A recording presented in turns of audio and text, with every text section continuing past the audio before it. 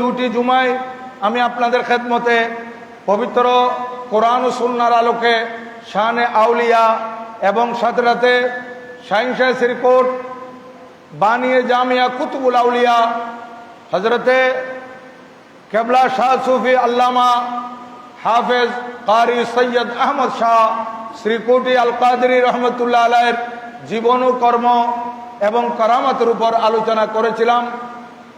আজ আপনাদের খেদমতে সমসাময়িক কিছু বিষয় নিয়ে আলোচনা করতে হচ্ছে, যেগুলো বর্তমান সময়ে খুবই দরকার, খুবই প্রয়োজন। কারণ মানুষ বুঝে না বুঝে এখন এমন কিছু কাজ করছে যেগুলো আল্লাহ এবং আল্লাহ রসুলের দরবারে একেবারে ঘৃণিত এবং মানুষের কাছেও ঘৃণিত। শরীয়ত এলাও করে না, এই ধরনের কাজকর্মের মধ্যে মানুষ বর্তমানে বেশি লিপ্ত হচ্ছে।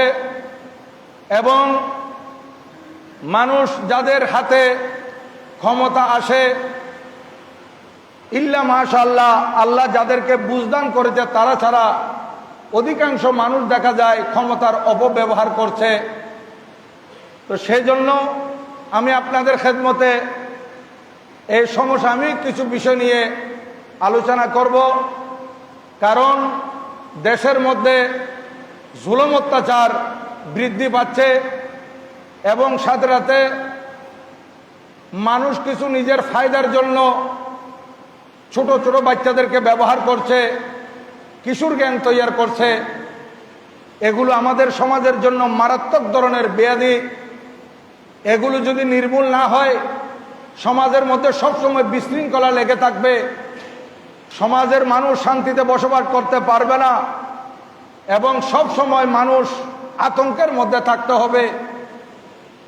তাই আমি আজকের জুমায় আপনাদের খেদমতে সেদিকে কিছু আলোচনা করার ইচ্ছা পোষণ করেছি। বাকি ওয়ামা তৌফিক ইল্লা বিল্লাহ আলাইহি তাওয়াক্কালতু ওয়া ইলাইহি উনীব পবিত্র কালামুল্লাহ শরীফ থেকে একটি আয়াত আমি তেলাওয়াত করেছি, যে আয়াতটি কুরআনুল করিমের দ্বিতীয় পারা সূরা বাকারা এর 208 নম্বর আয়াত। এই আয়াতে মহান রব্বুল আলামিন ঈমানদারদেরকে বলতেছেন, মুসলমান নরনারীদেরকে বলতেছেন, ইয়া আইয়ুহাল্লাযীনা আমানু, হে ঈমানদারগণ, উদখুলু ফিস সিলমি কাফা, তোমরা ইসলামের মধ্যে পরিপূর্ণ প্রবেশ করো। আমরা নামে মুসলমান থাকবো, আমলের মধ্যে থাকবো না, এটা ইসলামের মধ্যে পরিপূর্ণ প্রবেশ করা হবে না। আমরা যদি মুসলমান হই তাহলে আমাদেরকে সম্পূর্ণরূপে ইসলামের বিধিবিধান মেনে চলতে হবে, আইন কানুন মেনে চলতে হবে, শরীয়তের উপর আমল করতে হবে। এবং মহান রব্বুল আলামিন অন্যত্তরে কালামে পাকে ইরশাদ করতেছেন, ওয়ালা তামুতুন্না ইল্লা ওয়া আনতুম মুসলিমুন, তোমরা মুসলমান হওয়া ছাড়া মৃত্যুবরণ করো না। অর্থাৎ তোমরা ঈমান নিয়ে মৃত্যুবরণ করো। কি মানে? আল্লাহকে তোমরা ভয় করো এবং এমন আমল করো যাতে করে তোমরা মৃত্যুকালে তোমাদের কলমা নসিব হয়, ঈমান নসিব হয়। এবং মহান রব্বুল আলামিন আরেকটি আয়াতের মধ্যে ইরশাদ করতেছেন, ওয়ামান ইউতিল্লাহ ওয়া রাসূলাহু ফাকাদ ফাজা ফাওজান আযীমা, যারা আল্লাহ এবং আল্লাহ রসুলের আনুগত্য করেছে, আল্লাহ এবং আল্লাহ রসুলের দেওয়া বিধিবিধান মতো চলেছে, আল্লাহ এবং আল্লাহ রসুলের ফরমান অনুসরণ করেছে, ফরমানকে মেনে চলেছে, ফাকাদ ফাজা ফাওজান আযীমা, তারা সফল কাম হয়েছে, মহা সফল কাম, তারা কামিয়াব হয়েছে, বিশাল কামিয়াবি তাদের কাছে এসেছে, তাদের দুনিয়াও সুন্দর হয়েছে, আখিরাতও সুন্দর হয়েছে। এই জন্য আমাদেরকে লক্ষ্য রাখতে হবে, আমরা শুধু নিজের দিকে খেয়াল করলে হবে না, আমার পার্শ্ববর্তী যিনি আছেন ওনার দিকেও খেয়াল করতে হবে। ব্যবসায়ীরা যারা আছেন, ব্যবসার মধ্যে লাভ আছে, আল্লাহ পাক সুবহানাহু ওয়া তাআলা ব্যবসার মধ্যে বরকত দিয়েছেন, কিন্তু আবার শরীয়তের মধ্যে কিছু বিধিবিধান আছে।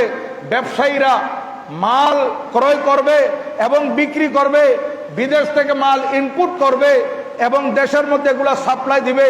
এগুলা দিতে গিয়ে তারা কিভাবে দিবে, কতটুকু লাভ করবে এবং তারা মানুষদের জন্য কতটুকু আসান করতে পারবে, এগুলো সব কোরআন এবং হাদিসের মধ্যে বর্ণনা হয়েছে।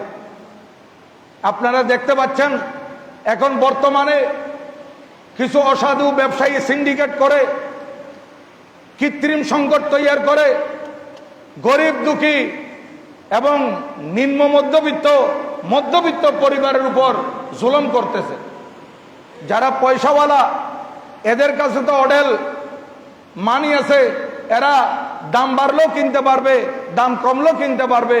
কিন্তু যারা চাকুরিজীবী, যারা মাসে নির্ধারিত কিছু বেতন পায়, সামান্য বেতনে পরিবার চালায়, একটা জিনিস হুট করে যদি দাম বেড়ে যায় 40 টাকা থেকে যদি 300 টাকা হয়ে যায়, তাহলে ওই মানুষগুলোর কি অবস্থা হয়। আর আমাদের দেশ, এটা তো যদিও বা আমাদের সরকার মধ্য আয়ের দেশ বলতেছে, কিন্তু আমাদের দেশে গরিবের সংখ্যা অনেক বেশি, গরিব মানুষ খুব বেশি। আমাদেরকে গরিবের দিকে দেখতে হবে। কিন্তু আমাদের দেশে কিছু অসাধু ব্যবসায়ী যারা এরকম সিন্ডিকেট করতেছে, বিভিন্ন সময় বিভিন্ন পণ্যের দাম তারা হু হু করে বাড়িয়ে দিচ্ছে।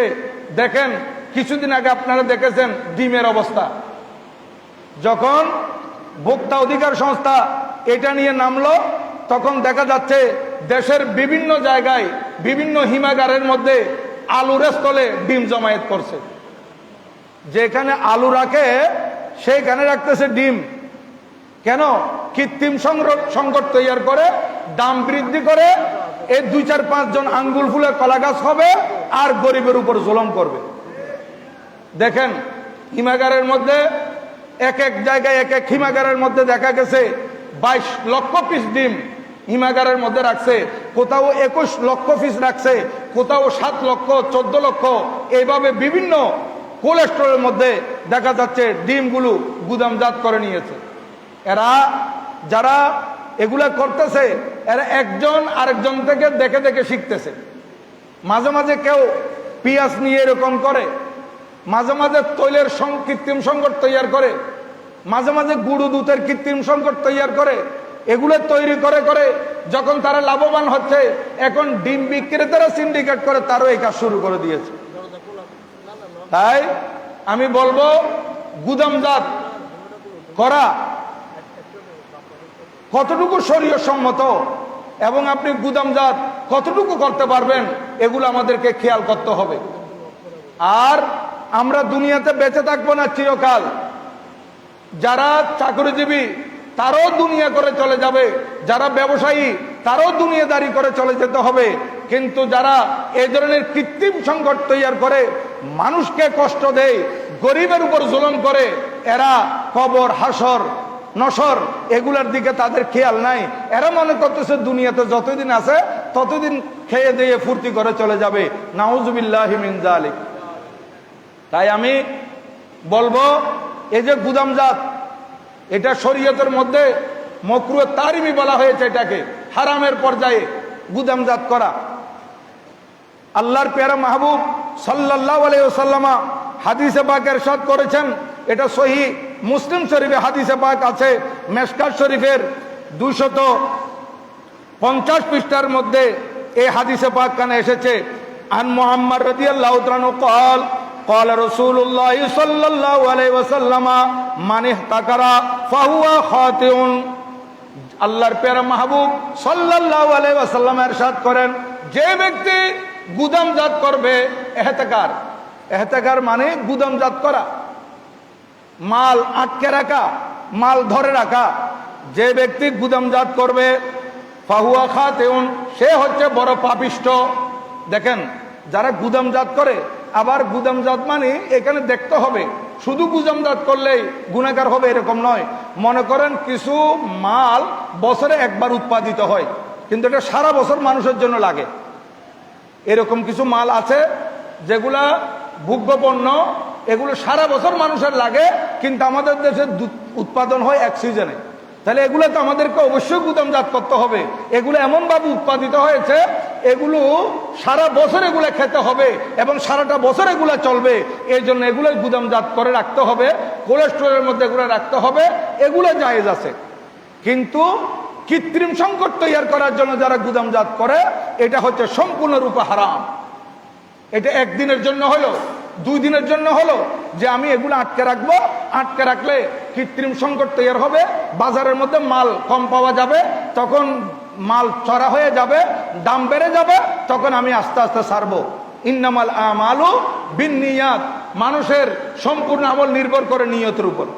দেখেন তার নিয়তটা খারাপ, এই নিয়তের কারণে সে গুনাহগার। এদিকে আল্লাহর পেয়ারা মাহবুব সাল্লাল্লাহু আলাইহি ওয়াসাল্লাম আরেকটা হাদিসে পাকে বর্ণনা করেন। এই হাদিস কানা ইবনে মাজাহ শরীফের মধ্যে আছে, মুসনাদ দারিমির মধ্যে আছে, মিশকাত শরীফের 251 পৃষ্ঠার মধ্যে আছে। আন উমর রাদিয়াল্লাহু তাআলা আনহু আনিন নবী সাল্লাল্লাহু আলাইহি ওয়াসাল্লাম قال আল জালিবু মারজুকুন ওয়াল মুহতাকিরু মালউনুন। আল্লাহর পেয়ারা মাহবুব সাল্লাল্লাহু আলাইহি ওয়াসাল্লাম ইরশাদ করেন, আল জালেব, জালেব বলা হয় ইম্পোর্টার, যারা বিদেশ থেকে মাল ইনপুট করে। এই সমস্ত ইনপুটারেরা এরা মাল বিদেশ থেকে আনলো, আনার পরে সহনীয় পর্যায়ে করে মানুষের মাঝে, অথবা যারা ক্রয় করে তাদের থেকে যারা ফরওয়ার্ড কিনে তাদের কাছে ছেড়ে দিল। আল্লাহর নবীজি বলেন এই ধরনের ইম্পোর্টার এলা মরজুকুন, এদের রিজিক আল্লাহ বাড়িয়ে দেয়। দেখেন হাদিসে পাক আল্লাহর নবীজি ইরশাদ করেন, ওই সমস্ত ইম্পোর্টাররা, ওই সমস্ত আমদানিকারকেরা যারা মাল ক্রয় করে আনে বাহির থেকে, এবং মানুষের মধ্যে যাতে কৃত্রিম সংকট তৈরি না হয় এবং সে অল্প লাভ করে, মানুষের মাঝে সুন্দরভাবে এই মালগুলো আসার জন্য তারা ফরওয়ার্ড বিক্রি করে দিচ্ছে, এই ধরনের লোকগুলা মরজুক, আল্লাহ তাদের রিজিকের মধ্যে বরকত দিবে। দেখেন, এবং ওয়াল মুহতাকিরু মালউনুন, এদের থেকে ফরওয়ার্ড কিনে যারা গুদামজাত করে ফেললো, আমি তো ইম্পোর্টার থেকে নিয়ে ফেললাম, এখন আমি এগুলো গুদামজাত করে ফেলবো, মাল যখন পাওয়া যাবে না তখন আমি দাম বাড়লে আস্তে আস্তে ছাড়বো, এইরকম নিয়ত করে যারা গুদামজাত করে, ওয়াল মুহতাকিরু মালউনুন, আল্লাহর নবীজি বলেন এই ধরনের গুদামজাত কারকেরা অভিশপ্ত আল্লাহর পক্ষ থেকে, এরা অভিশপ্ত বলা হয়েছে। এবং আরেকটা হাদিসে পাকের মধ্যে আল্লাহর নবী ইরশাদ করেন, আন উমর ইবনুল খাত্তাব রাদিয়াল্লাহু তাআলা আনহু قال سمعت رسول الله صلى الله عليه وسلم يقول من اعتكر على المسلمين طعامهم ضرب الله بالجزام والافلاس। এই হাদিসে পাক কানা ইবনে মাজাহ শরীফ আছে, মিশকাত শরীফের 251 পৃষ্ঠার মধ্যে আছে।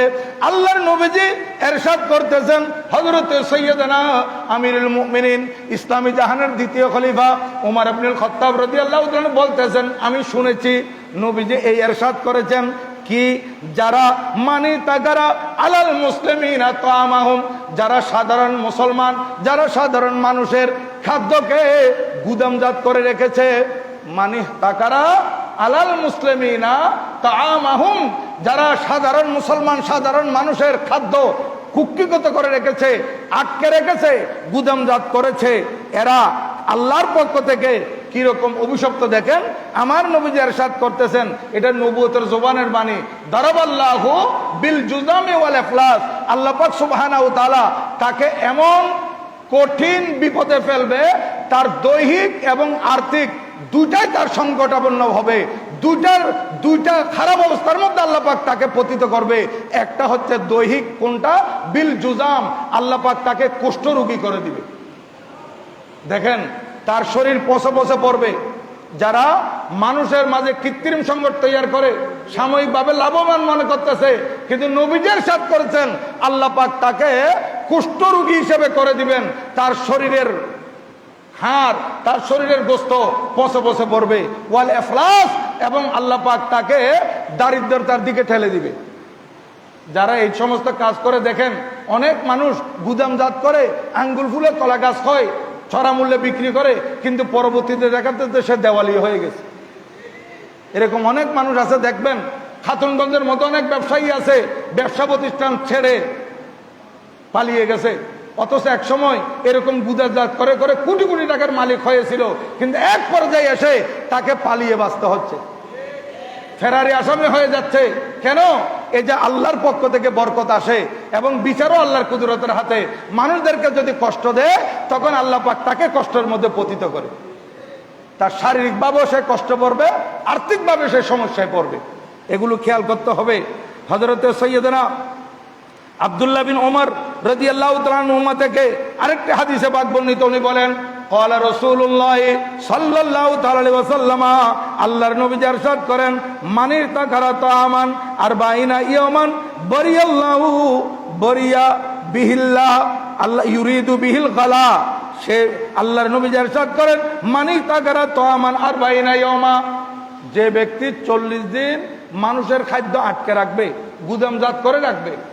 হ্যাঁ, 40 দিন মানে এটা দিন, এটা ফিক্স 40 দিন নয়, অর্থাৎ এটা আধিক্য বোঝা হয়েছে। বেশ 40 দিন এটা একটা কসরত বোঝানো হয়েছে, অর্থাৎ মানুষ তো 6 মাস 7 মাস পর্যন্ত গুদামজাত করতেছে, বলতে 6 মাস 7 মাস নয়, তুমি বেশি 40 দিনও যদি এরকম করো, অর্থাৎ এটা একটা সংখ্যা বোঝানো হয়েছে 40 দিনের, অর্থাৎ এটা আধিক্য কসরত বোঝানো হয়েছে, বেশি 40 দিন। আর সংকট তৈরি করার জন্য 2 দিনও যদি এরকম জমা করে রাখে, তার উপর আল্লাহর পক্ষ থেকে গজব আসবে। এবং হযরতে সৈয়দনা ওমর আব্দুল্লাহ ইবনে ওমর রাদিয়াল্লাহু তাআলা আনহু বলতেছেন, নবীজি ইরশাদ করেছেন, ইউরিদু বিহিল গালা, যে ব্যক্তি মানুষের খাদ্য, মানুষ নয় শুধু, হাদিসে পাকের মধ্যে আছে প্রাণীর খাদ্য, পশুর খাদ্য, খাদ্য শুধু মানুষের নয়, পশুরও খাদ্য আছে, এগুলো ইনপুট করা হয় এবং এগুলো আমাদের দেশে উৎপাদিত হয়, পশুর খাদ্য বানানো হয়। তো পশুর খাদ্য যেগুলো বানানো হয় এগুলো গুদামজাত করতে পারবে না। যদি কৃত্রিম সংকট তৈরি করে, এই মানুষের কাছে, পশুগুলো তো পালতেছে কারা? মানুষে। তো এই পশুকে কষ্ট দেওয়া মানে মানুষকে কষ্ট দেওয়া, পশুর খাদ্যের দাম বাড়ানো মানে তাও মানুষের উপর জুলুম করা। পশুর খাদ্য হোক, মানুষের খাদ্য হোক, এগুলো যদি সে গুদামজাত করে, ইউরিদু বিহিল গালা, সে ইচ্ছা করতেছে আমি দাম বাড়িয়ে দেব। দেখেন হাদিসে পাক, ইউরিদু বিহিল গালা, সে ইচ্ছা করতেছে যে মানুষের এই খাদ্য দ্রব্যের দাম বেড়ে যাবে। ফাকাত বরিয়া মিনাল্লাহ, সে আল্লাহ থেকে মুক্ত হয়ে গেল। ও বরিয়াল্লাহু মিনহু, আল্লাহ তার থেকে মুক্ত হয়ে গেলেন। কি মানে? অর্থাৎ সে আল্লাহর ওয়াদা পালন করে নাই, সে মানুষের উপর দয়া করবে, সে ইসলামের উপর চলবে। যে ওয়াদা করে সে মুসলমান হয়েছিল, এখন সে ওয়াদা ভঙ্গ করে ফেলেছে, আল্লাহর দিন ধর্ম মানতেছে না। বরিয়াল্লাহু মিনহু, আল্লাহ তার থেকে বরি হয়ে গেছেন, আল্লাহ তার থেকে জিম্মাদারি উঠেই নিয়েছেন। কি মানে? আল্লাহ পাক তার উপর আর রহমত নাযিল করবেন না, আল্লাহ পাক তার উপর আর দয়া করবেন না, সে সব সময় কষ্টের মধ্যে থাকবে। কারণ মানুষের হেফাজতের দায়িত্ব হচ্ছে আল্লাহর কুদরতের হাতে। আল্লাহ যখন কুদরতের হেফাজতের দায়িত্ব উঠে ফেলে, তখন সে তো সবসময় সংকটের মধ্যে থাকবে, মুসিবতের মধ্যে থাকবে। হাদিসে পাকের মধ্যে আছে আরেকখানা হাদিসে পাক, হযরতে আবু উমামা রাদিয়াল্লাহু তাআলা আনহু বলতেছেন, আবি উমামাতা, এই যে হাদিস খানা পড়েছি এটা মেশকাত শরীফের 251 পৃষ্ঠায় আছে। এখন যেটা পড়তেছি এটাও মেশকাত শরীফে আছে। আন আবি উমামা রাদিয়াল্লাহু তাআলা আন্না রাসূলুল্লাহ সাল্লাল্লাহু আলাইহি ওয়াসাল্লাম قال মান ইতাকারা তামান 40 ইয়াওমান সুম্মা তাসাদদাকা বিহি লাম ইয়াকুন লাহু কাফারা। দেখেন নবীজির নুরানি জবানের বাণী, আল্লাহর নবী ইরশাদ করতেছেন, যে ব্যক্তি গুদামজাত করলো খানা 40 দিন পর্যন্ত, সুম্মা তাসাদদাকা বিহি, এখন গুদামজাত করে ফেলছে, গুদামজাত করে কৃত্রিম সংকট তৈরি করেছে, মালের দাম বাড়িয়ে দিয়েছে, মানুষের উপর জুলুম করেছে, গরিবের উপর অত্যাচার করেছে, এরপর তার খেয়াল আসলো, হায়রে আমি তো এগুলো গুদামজাত করে ফেলছি, এই ইনকাম তো আমার জন্য বৈধ হবে না। আল্লাহর নবী ইরশাদ করতেছেন, সুম্মা তাসাদদাকা বিহি, যতগুলো মাল গুদামজাত করেছিল এই মালগুলো সে সদকা করে দিয়েছে, বিক্রি করে নাই, গুদামজাত করেছে। কিন্তু গুদামজাত করে তার খেয়াল আসলো, খুব খেয়াল করবেন, তার মনে মনে খেয়াল আসলো যে হায়রে আমার আখিরাত তো বরবাদ করে ফেললাম, আমি তো গুদামজাত করে দিলাম। আল্লাহর নবী ইরশাদ করেন, প্রথমে যে গুদামজাত করছে, এই গুদামজাত করার পর মানুষের মধ্যে কৃত্রিম সংকট তৈরি করে ভোক্তার অধিকার নষ্ট করেছে, আজকে সেই মালগুলো সে বিক্রি না করে যদি সদকা করে দেয়, গুদামজাত করার কারণে যে গুনাহ হয়েছিল সেই গুনার কাফারা হবে না। বিক্রি করা তো দূরের কথা, সদকা করে দিল, সে বিগত যে গুনাহ করে ফেলেছে সে গুনার কাফারা পর্যন্ত হবে না। দেখেন কত বড় মারাত্মক, মানুষের উপর কৃত্রিম সংকট তৈরি করে খাদ্যদ্রব্য গুদামজাত করে মানুষের উপর জুলুম করা, এটা কত বড় মারাত্মক ইসলামী শরীয়তের মধ্যে। দেখেন আন মুআযিন রাদিয়াল্লাহু তাআলা قال সামিতু রাসূলুল্লাহ সাল্লাল্লাহু আলাইহি ওয়াসাল্লাম ইয়াকুল বিসাল আব্দুল মুক্তাকির ইন আরখাসাল্লাহুল ইসআরা হাজিনা ওয়া ইন গালা ফারিহা। বাইহাকি শুআবুল ঈমান মেশকাত 251 পৃষ্ঠা। দেখেন হযরত সাইয়েদনা মুআয বিন জবল রাদিয়াল্লাহু তাআলা উনি বর্ণনাকারী হাদিসে পাক উনি বর্ণনা করতেছেন, আমি নবীজিকে এই কথা বলতে শুনেছি। নবীজি ইরশাদ করেছেন, বিসাল আব্দু, ওই বান্দা কত ঘৃণিত, ওই বান্দা কতই না খারাপ, কতই না ঘৃণিত। কে? আল মুহতাকির, গুদামজাতকারী। ইন আরখাসাল্লাহুল ইসআরা হাজিনা, দ্রব্য মূল্যের দাম যখন বেড়ে গেছে তখন সে খুশি হয়ে গেছে। গুদামজাত করার পর দাম যখন বেড়ে গেছে তখন সে খুশি হয়ে গেছে। ওয়াইন যদি আল্লাহ পাক সুবহানাহু ওয়া তাআলা ইন আরখাসাল্লাহুল ইসআরা হাজিনা, আল্লাহ যখন আল্লাহর পক্ষ থেকে গুদামজাত করার পরও দ্রব্য মূল্যের দাম বাড়ায় নাই, আল্লাহ পাক বাড়তে দেয় নাই। দেখেন এটা আল্লাহর কুদরতের হাতে। গুদামজাত করার পরেও মালের দাম বাড়ে নাই, হাজিনা সে পেরেশান হয়ে গেছে। সে বলতেছে, আমি এতগুলো গুদামজাত করলাম, এখন মাল তো দাম বাড়ে নাই, আমি যেইটা খেয়াল করেছিলাম আমার ইচ্ছা তো পূরণ হয় নাই। হাজিনা সে পেরেশান হয়ে গেল। আল্লাহর নবীজি বলতেছেন, সে কতই না ঘৃণিত মানুষ, যে দাম না বাড়লে চিন্তিত হয়ে যায়, দাম না বাড়লে এটা নিয়ে টেনশন ফিল করে। হাজিনা এবং ওয়াইন গালা ফারিহা, যখন দ্রব্য মূল্যের দাম বেড়ে যায় তখন সে উৎফুল্ল হয়ে যায়, খুশি হয়ে যায়। দাম বেড়ে গেছে, আমি এখন অনেক টাকার মালিক হয়ে যাব। আল্লাহর নবীজি বলতেছেন, তার চাইতে নিকৃষ্ট মানুষ আর নাই, সে কতই না খারাপ মানুষ। তাহলে আমি আপনাদের খেদমতে আরজ করলাম যে এই দ্রব্য মূল্য যারা এই গুদামজাত করে, দ্রব্য মূল্যের দাম বাড়ানোর জন্য যারা গুদামজাত করে, এরা কত বড় নিগৃহীত, এরা কত বড় ঘৃণিত, এরা কত বড় খারাপ মানুষ। এবার চিন্তা করে দেখেন। তো আমার যারা লাইভ শুনতেছেন, আমি যারা এই সমস্ত অসাধু ব্যবসায়ী এবং যারা সিন্ডিকেট করে, যারা কৃত্রিম সংকট তৈরি করে, তাদের প্রতি আমি আহ্বান করব, ভাই এটা সরকার, সবকিছু সরকার কন্ট্রোল করতে পারে না, সবকিছু সরকার এটা নিয়ন্ত্রণ করতে পারে না। কারণ সরকারের কাছে আইন শৃঙ্খলা বাহিনী আছে কত, আর জনগণ আছে কত। এই সব সময় তো একজনের পিছে একটা পুলিশ দেওয়া সম্ভব না। তা আপনি যদি নিজে সংশোধন না হন, আপনাকে সংশোধন কে করবে? আমাদেরকে নিজেকে নিজে ভালো হতে হবে, আল্লাহকে ভয় করতে হবে। আমি যদি ভালো হতে চাই, সর্বপ্রথম আমার অন্তরে আল্লাহর তাকওয়া, আল্লাহর ভয় অন্তরের মধ্যে আনতে হবে। আমি যদি আল্লাহকে ভয় করি, তাহলে আমি এই কৃত্রিম সংকট তৈরি করব না। আমি যদি আল্লাহকে ভয় করি, তাহলে আমি দ্রব্য মূল্যের দাম কৌশলে বাড়িয়ে দেব না। আমি যদি আল্লাহকে ভয় করি, আমি জনগণের উপর জুলুম করব না। আমি সবসময় চাইবো আমিও শান্তিতে থাকি, আমার দেশের জনগণও শান্তিতে থাকুক। কারণ একজন মানুষের কাছে কত টাকা লাগে। আজকে দেখেন আমাদের দেশে এখন রিজার্ভ অনেক কম। কেন? যেহেতু আমাদের দেশে যারা ক্ষমতাবান আছে, এরা ক্ষমতার অপব্যবহার করতেছে এবং আমাদের দেশ থেকে টাকা পাচার করে বাইরে নিয়ে যাচ্ছে। এরকম অনেক মানুষ আছে, দেখেন ক্ষমতাবান, কোথায় আমেরিকার মধ্যে বাড়ি করতেছে, লন্ডনে বাড়ি করতেছে, কানাডা বেগম পাড়ার মধ্যে বাড়ি করতেছে। এরা চিন্তা করতেছে যে আমি দেশে থাকলে কি করব, আমি বাইরে চলে যাব। তো আপনি কানাডা বেগম পাড়ায় কি স্থায়ীভাবে কিয়ামত পর্যন্ত থেকে যেতে পারবেন?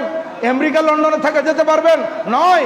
আপনি যেখানে যান না কেন, আপনাকে দুনিয়া থেকে চলে যেতে হবে। তাহলে আপনি যে এখান থেকে টাকা পাচার করে আমি আমার দেশকে আমি ভালোবাসি, আমার দেশ বাংলাদেশ, বাংলাদেশকে আপনি ভালোবেসে বাংলাদেশের টাকাগুলো বাইরে নিয়ে যাচ্ছেন, এটা তো মুনাফিকি। এর চাইতে বড় মুনাফিক আর কি হতে পারে? একদিকে মুখে বলতেছেন আমি আল্লাহকে ভালোবাসি, ক্ষমতা নেওয়ার পর শপথ বাক্য পাঠ করেছেন যে আমি দেশকে ভালোবাসবো, দেশের উন্নয়নে কাজ করব, দেশের মানুষের সেবা করব।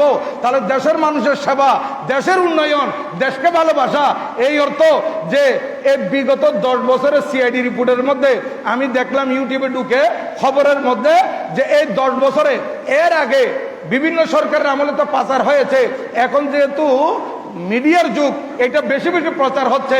এই বিগত 10 বছরের ইতিহাসে 6.5 কোটি টাকা পাচার হয়ে গেছে। 6.5 কোটি। এমনি বলে ফেলছি যে 1 সেকেন্ডও লাগে নাই, কিন্তু ফিগারটা দেখেন, 6.5 কোটি টাকা যদি পাচার হয়ে যায় সিআইডি রিপোর্টে, তাহলে দেখেন এগুলো আমাদের দেশ থেকে চলে গেছে, তাহলে এরা আমাদের দেশকে কানা করে দিচ্ছে। যারাই করতেছে, যারাই করুক, এরা কিন্তু অপরাধী। আজকে একটা সিটকে সুর, জুতা চোর, মোবাইল চোর পাইলে তাদেরকে কত মারতেছে, আর যে কোটি কোটি টাকা চুরি করতেছে কলমের খোসায়, এদের কি বিচার হচ্ছে? দেখেন আজকে একটা যমুনা সেতু, পদ্মা সেতু একটা তৈরি করতে গিয়ে হিমশিম খেতে হয়েছে। পদ্মা সেতু, এই পদ্মা সেতু খরচ দেখলাম আমি 3,745 কোটি 60 লক্ষ টাকা। 3,745 কোটি 60 লক্ষ টাকা ব্যয় হয়েছে পদ্মা সেতুতে। তাহলে এই বিগত 10 বছরে যদি 6.5 লক্ষ কোটি হাজার টাকা পাচার হয়ে যায়, তাহলে কয়টা যমুনা সেতুর টাকা পাচার হয়ে গেছে চিন্তা করে দেখেন। পদ্মা সেতুর কয়টা পদ্মা সেতুর?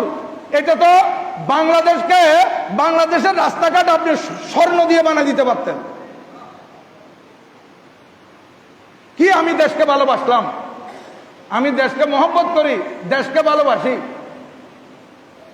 দেশের মেরুদণ্ড ভেঙে দিচ্ছি, তারপরে দেশকে ভালোবাসি, এরকম বললে হবে না। আমরা মুসলমান, আমাদেরকে আল্লাহকে ভয় করতে হবে, আমরা শরীয়ত মোতাবেক চলতে হবে। আমরা যদি শরীয়ত মতে না চলি, তাহলে আমাদের অবস্থা দুনিয়া তো খারাপ হবে, আখিরাতের মধ্যে খারাপ হবে। আর আমরা যারা যেখানে আছি, যার যে ক্ষমতা আছে, আমরা যদি ক্ষমতার সঠিক ব্যবহার করি, তাহলে আমি দুনিয়াতে লাভবান, আখিরাতে লাভবান। আল্লাহ পাক সুবহানাহু ওয়া তাআলা বলেন যে ইন্নাল্লাহা ইয়ামুরু বিল আদলি ওয়াল ইহসান, আল্লাহ পাক তোমাদেরকে নির্দেশ দিয়েছেন ইনসাফ করার, ইনসাফ করার নির্দেশ দিয়েছেন। যেমন মনে করেন কোর্টের মধ্যে ম্যাজিস্ট্রেট আছে, জজ আছে, তারপরে এদিকে কমিশনার আছে, ইউনিয়নের চেয়ারম্যান আছে, মেম্বার আছে, মেয়র আছেন, এইভাবে ডিসি আছেন, এডিসি আছেন, প্রত্যেকে আপন আপন জায়গায় ক্ষমতাবান। তো ওনাদের কাছে যখন বিচার যাবে, তখন ওনারা যদি সঠিক ইনসাফ করে, এই সঠিক যারা ইনসাফ করবে, সঠিক যারা ব্যয় করবে, সঠিক যারা বিচার করবে, আল্লাহর নবী ইরশাদ করেন কিয়ামতের ময়দানে যেদিন কোনো আশ্রয় থাকবে না, শুধু আল্লাহর আশ্রয় থাকবে, আল্লাহর ছায়া ছাড়া, আল্লাহর কুদরতের আশ্রয় ছাড়া যেদিন মানুষ কোনো আশ্রয় পাবেন না, সেদিন 7 প্রকারের মানুষকে আল্লাহ পাক কুদরতের ছায়া তলে আশ্রয় দিবে। এর মধ্যে প্রথম নম্বর হচ্ছে সঠিক বিচারক, যারা নিজে নিয়ে বিচার করবে। ইয়া রাসূলুল্লাহ সাল্লাল্লাহু আলাইহি ওয়াসাল্লাম, ইয়া গোসল মুস্তাকিম, জিন্দাবাদ জিন্দাবাদ, যারা ন্যায় বিচার করবে। এখন আমাদের দেশে যে একজন আরেকজন থেকে দেখে দেখে যদি ঘুষ খাওয়া আরম্ভ করে, বিচারকরা যদি ঘুষ খায়, তাহলে আপনি বিচার কিভাবে পাবেন? বিচার প্রশ্ন তো আসে না। কন্ট্রাক্টে যদি আপনি বিচার ব্যবস্থাকে যদি আপনি কন্ট্রাক্টের ভিতর নিয়ে আসতে পারেন, তাহলে এটা আর কিরকম হলো? এই বিচারক তো আপনার হাতের পুতুল হয়ে গেল, আপনার থেকে টাকা নিয়ে আপনার কাছে বিক্রি হয়ে গেল। এরা দুনিয়া তো ঘৃণিত, আখিরাতেও ঘৃণিত, কারণ সে টাকা নিয়ে আরেকজনের উপর জুলুম করলো। সে জুলুম করার কারণে সেই বিচারক কিয়ামতের ময়দানে উঠবে, তার চেহারা কুটকুটে কালো হবে, বিশ্রী হবে কিয়ামতের ময়দানে। এবং আমার আল্লাহ ওই ধরনের বিচারকদের দিকে রহমতের দৃষ্টি কোনোদিন দিবেন না, যারা মানুষের উপর জুলুম করে, যারা মানুষের উপর অত্যাচার করে। এই জন্য আমি বলবো, যারা যেখানে আছেন, আমাদের একেবারে নিচে মেম্বার থেকে শুরু করে উপরে মন্ত্রী, মিনিস্টার পর্যন্ত, এমপি মহোদয় পর্যন্ত, যারা মন্ত্রী মহোদয়, যারা যেখানে আছেন, আপন আপন জায়গায় আমরা যাতে ক্ষমতার অপব্যবহার কখনো না করি। আজকে ক্ষমতার অপব্যবহার করার কারণে দেখা যাচ্ছে টাকা নিয়ে একটা ফোন করলো যে ওকে চাকরি দিতে হবে, তাহলে যে ইনসাফ পাবে সে ইনসাফ তো আর পেল না। আপনার ফোনের কারণে যে আপনি একজনের টাকা নিয়ে আরেকজনের উপর জুলুম করলেন, তা আপনার চেয়ে বড় অপরাধী আর কে হইতে পারে? আপনার মতো ঘৃণিত মানুষ তার নাই। আজকে আমাদের দেশে শত শত ছাত্র যারা ভালো রেজাল্ট করতেছে, ফার্স্ট ক্লাস ফার্স্ট হচ্ছে, ফার্স্ট ক্লাস সেকেন্ড হচ্ছে, যারা আইনগত প্রথমে চাকরি পাবে, এখন দেখা যাচ্ছে ফোনের কারণে ফার্স্ট ক্লাস ফার্স্ট তো দূরের কথা, ফার্স্ট ক্লাস ফার্স্ট সেকেন্ড তো দূরের কথা, ফার্স্ট ক্লাসও পায় নাই, সেকেন্ড ক্লাস পেয়েছে, সে টাকা দিয়ে সে চাকরি নিয়ে নিচ্ছে। তাহলে ফার্স্ট ক্লাস ফার্স্ট যে হয়েছে তার উপর কত বড় জুলুম হয়েছে। সে এত কষ্ট করে লেখাপড়া করে আজকে ভালো রেজাল্ট করলো, কিন্তু তার মনটা ভেঙে গেছে। তার মন ভাঙেন নাই, আমি আল্লাহর আরশও ভেঙে দিয়েছে। আল্লাহ পাক সুবহানাহু ওয়া তাআলা আমাদেরকে সঠিকটা বুঝে আমল করার তৌফিক দান করুন, সবাই বলুন আমিন। সম্মানিত উপস্থিতি, আগামী জুমায় আপনাদের খেদমতে আমি হজের উপর আলোচনা করতে হবে, যেহেতু এই হজের উপর আলোচনা আর হয় নাই, কারণ শাওয়াল মাস থেকে হজের মাস আরম্ভ হয়ে গেছে। এই জন্য একটি জুমা পাবো, এই জুমায় আমি হজের আলোচনা করব, কারণ এর পরের জুমায় আমাদেরকে খাজেগান খলিফা জাজিলান হযরতে খাজা আব্দুর রহমান চরবি খিজরি রাদিয়াল্লাহু তাআলার উপরে কিছু আলোচনা করতে হবে। এইভাবে যে সময় যে জুমায় যে সাবজেক্টটা আছে এটার উপর আমি আলোচনা করতে চাই। তো আল্লাহ পাক সুবহানাহু ওয়া তাআলা আমাদেরকে আমল করার তৌফিক দান করুন। আল্লাহকে ভয় করে, আখিরাতকে ভয় করে, পরকালকে বিশ্বাস করে আমরা যদি কোরআন সুন্নাহ মোতাবেক চলতে পারি, সেই তৌফিক আল্লাহ পাক আমাদেরকে দান করুন আমিন। ওয়া মা আলাইনা ইল্লাল বালাগ। ওয়া আসসালামু আলাইকুম ওয়া রাহমাতুল্লাহি তাআলা ওয়া বারাকাতুহু।